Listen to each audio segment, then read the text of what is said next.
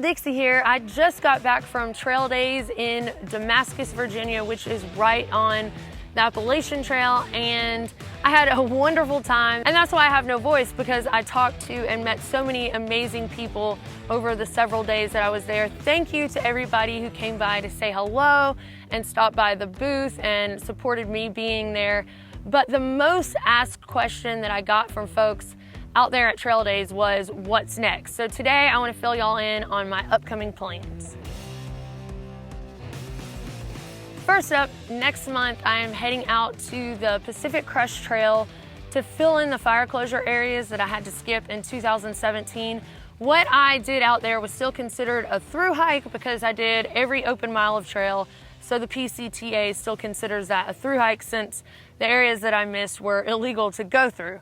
However, I don't like that I don't have continuous footsteps, so I'm going back with my mother, who will be 60 this summer and has never been on a backpacking trip, and my little rescue dog daughter, Fancy May, who has severe anxiety, and I'm hoping that being out there will kind of help her with some of that.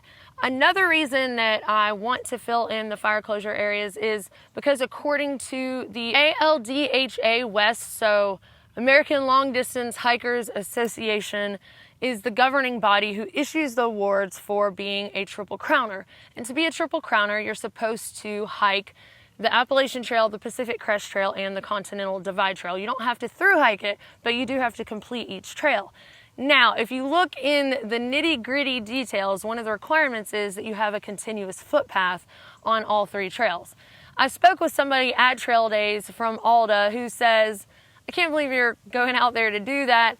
I doubt that the majority of people who are Triple Crowners, which, by the way, the number in 2018 of Triple Crowners that are documented are 396, so still less than 400. But anyway, he said that he feels like most people are probably missing some areas, especially because of things like fire closures. But I just don't feel good about it. If the text on the requirements of what it takes to be a Triple Crowner say that you have to have a continuous footpath, then I'm either going to go through those fire closure areas or I'll walk around them and make sure that my footsteps connect, because I do have a continuous footpath on the Appalachian Trail and the Continental Divide Trail. So got to get it for the PCT too. Another thing I'm really looking forward to while I'm out on the PCT is getting to test out some new gear. Of course, before I go, I'll fill y'all in on the gear that I'm using, and if I don't specifically mention it here on the channel, then I will have a little link in the video description on the videos to come that has my full gear list for filling in those fire closures, along with my mom's gear list and my dog Fancy's gear list. And of course, I'll be documenting our journey along the way, so y'all make sure to follow along with that. After I get done with the PCT, I'll come home and take a few weeks off, and then I'm off to Spain to hike the Camino de Santiago with my little sister, Montana. I don't have any children of my own yet, but I do have some much younger siblings that have always kind of felt like children to me, or like, you know, I'm a second mom. And I didn't get to go outside of the country when I was a teenager. I went to the Bahamas, and now I've been to Canada, so I guess I technically have, but I've never been anywhere like Spain. So I'm really excited to get to go and experience that for myself. But I'm also excited that at the age of 19, my sister has a passport and will get to go visit her first country outside of the US. Now, I'm sure some of y'all are saying, well, the Camino doesn't mean a specific route. There are a lot of different routes. Yes, there are, and right now we're trying to decide between the Norte and the Francis. I know the Norte may be potentially more scenic. I've heard that both are very beautiful, but the Norte is more along the coast. I've also heard that the Norte is more paved trail than the Francis, and that the Francis has more of a cultural experience than the Norte, and the Francis also has more traffic than the Norte. So these things can be pros and cons depending on how you look at it. If anybody watching has done both routes, the Francis and the Norte, I would love to hear your opinions on it and which one you liked better, or some of the pros and cons of each to help us decide. But pretty quickly here, we're gonna have to make a decision. As far as 2020, I still don't have everything perfectly dialed in, but I'm thinking about doing a shorter trail, and it might work out best to do the Florida Trail. I would probably start that in early January and then finish early in the spring. take the summer off, and then what I'm thinking is probably doing the TA or Te Araroa. I always say that wrong. Te Araroa, I believe it is, in New Zealand. So that would be something that's done in the fall and winter here because they're reversed on their seasons. In the meantime, of course, I will continue all of my informational videos on new gear that I use or information that I learn about new trails that I hike, etc. Also in that time, I plan to continue to write.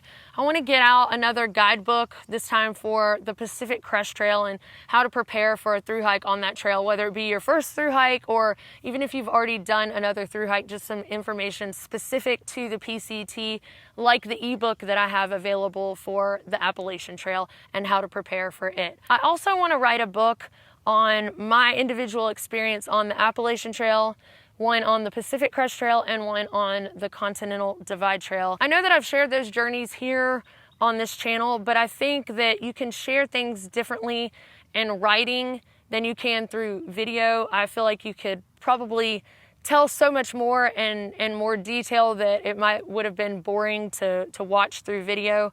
I think that both tools are great for different things. So I'm excited to kind of express things in a different way through writing. So y'all be on the lookout for some of that. Another thing I've been working on is speaking engagements. I've got one scheduled August 18th at Blue Blaze Brewing in Charlotte, North Carolina. I'll put a link in the video description if you're interested in learning more about that. All right, y'all, well, those are my plans for the very immediate future and the kind of near-ish, distant-ish future. If y'all have any other adventures in mind that you would like to see documented, I am open to biking. I've even thought about maybe floating the Mississippi. I'm open to other things than just backpacking. I would like to backpack more in some other countries. That's why I mentioned, you know, I'm doing the Camino in the fall, but also the TA in New Zealand. So any trails that you've been on outside of the US, I would love to hear more about that. You know, I plan on adventuring for years and years to come, and as long as y'all are willing to go with me, I will take y'all along. So thank y'all so much for watching, and from this point forward, my videos will be about the gear that I'm taking with me on the Pacific Crest Trail, and then the journey itself as we're out there filling in the fire closures. So if y'all want to follow along with that, make sure you are subscribed and hit the little bell to receive notifications, and we will see y'all next time.